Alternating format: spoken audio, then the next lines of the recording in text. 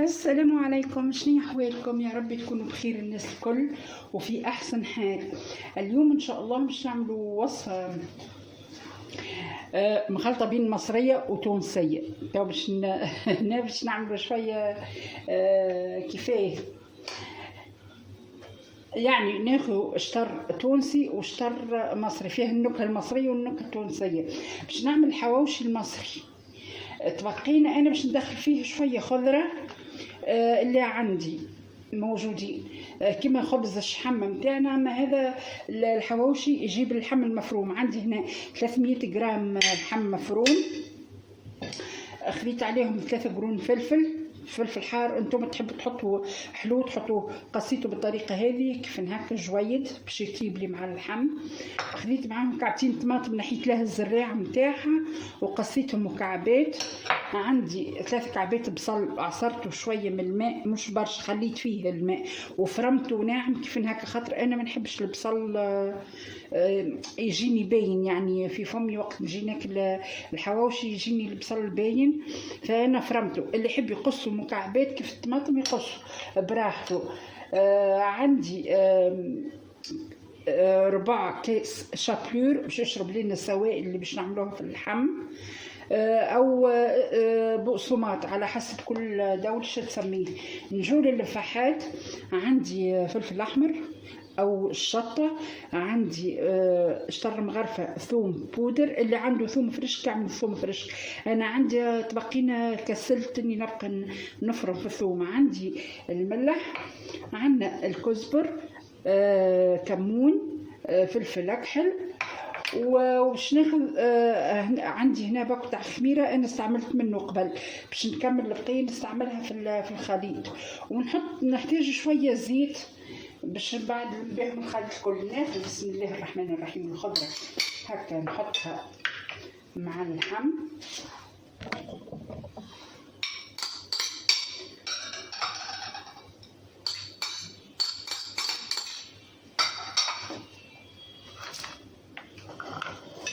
بسم الله.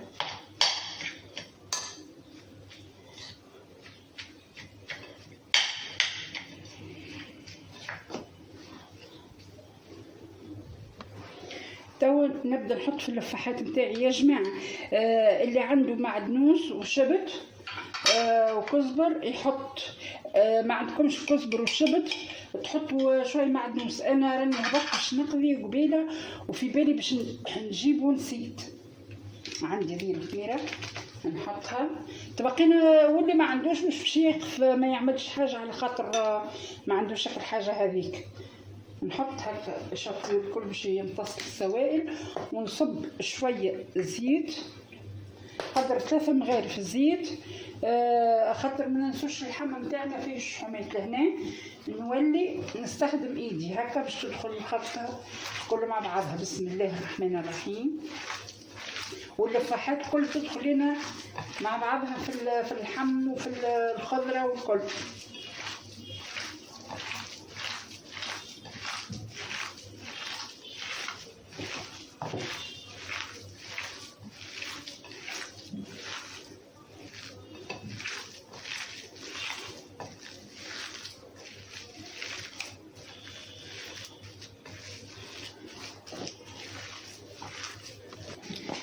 يا جماعة أنا هنا تفكرت عندي كليل وزعتر، باش نزيد نحط رشة كليل وزعتر تعطيني بنة باهية.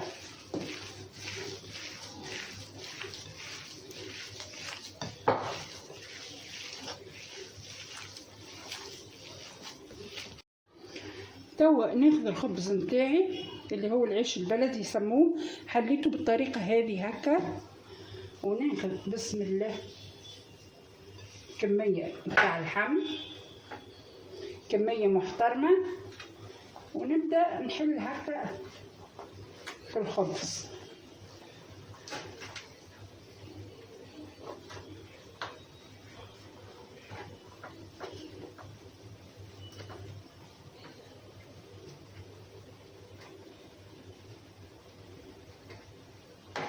ونعبيه الكل بالطريقة هذه كيف ما قاعدين تشوفوا هيك. نكمل كل بنفس الطريقة ونرجع لكم. وهذه حضرتها الكمية كلها كما قاعدين تشوفوا هايكا. توا عندي خطوة أخرى باش نعملها، ناخذ حاجة هكا فيها شوية ماء، نصب عليها قدر مغرفتين 3 زيت ونحركهم مليح، ومن بعد ناخذ الخبز نتاعي ندهن وجهه وقفاه هكا بالطريقة هذه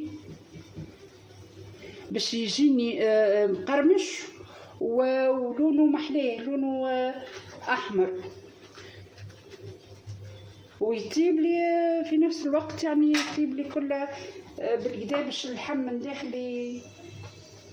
مش في ساعة الخبز يبس ويطيب واللحم يبقى لي ني. كي نعمل هكا بالماء والزيت ياخذ وقته في التطيب بالكدا بالطريقة هذه. نكملوا كله بالطريقة هذه ونرجع لكم. وهذه كمية الحواوشي كلها قد جاتني، معناها 300 جرام اللحم مفروم عملت الكمية هذه الكل. نحطها في الفور طيب وقت تحضر نوريها لكم. وهذا الحواوشي بتاعنا حضر، نحل لكم كعبة تشوفوها مقرمش ما شاء الله طايب بالقدام، واللحم طاب لينا بالقدام من داخل هاكا. وهذه كانت وصفتنا لليوم، ان شاء الله يا رب تعجبكم. نجموا قصوه قدموه تشوف كيف هكا فرفات صغيره. نزيد نوريه لكم من داخل بالقدا هاكا طابت هي والخضره طايبه بالقدا. وهذه كانت وصفتي لليوم، ان شاء الله تعجبكم. وفي وصفة أخرى وحلقة أخرى إن شاء الله. متنسونيش في لايك والاشتراك في القناة اللي مازال ما اشتركش. وبالسلامة.